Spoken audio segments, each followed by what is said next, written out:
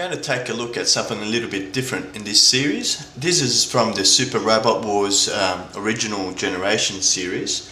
It's the PTX 00703C Weibritter in 1/44 scale, full action plastic kit from Kotobukiya.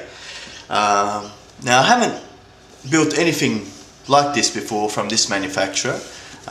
You know, as some of you may be aware, I've built a couple of Gundams in the past, and this looks very similar. It's not from Bandai, it's a completely different manufacturer.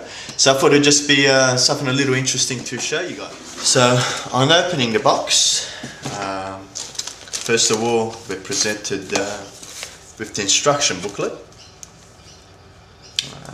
with the robot built there. Now it's colour call-out charts, so I can't quite make who the manufacturer may be. It looks like it could be the Mr. Colour or equivalent colour codes there, but not to worry too much about that. We're going to go our own way, I think, with this one. The instructions 1, 2, 3, 4 page pull out. Now it's got a parts layout on the far corner here. Build up seems to be similar to what you would find in a Bandai kit, although this particular unit doesn't look like it has much of an endoskeleton, but it doesn't look overly complicated. I'm quite sure we'll be able to manage this without too much of a hiccup. So let's have a look at the parts themselves.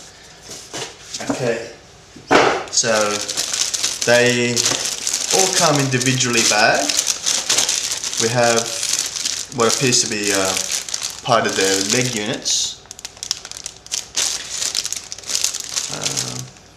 It all looks nicely molded. Can't see any sink marks in these particular pieces. Actually they are, but they're on the inside, which is not going to be visible at all. So that's good engineering there. Band Presto 2006 is what we read here on the sprues. That may mean something to somebody, but it definitely doesn't mean much to me.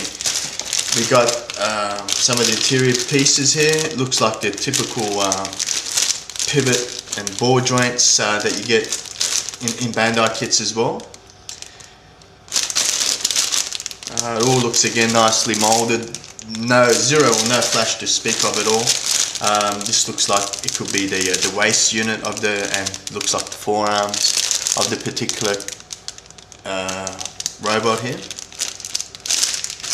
We've got some blue parts as well. All looks nice and neat.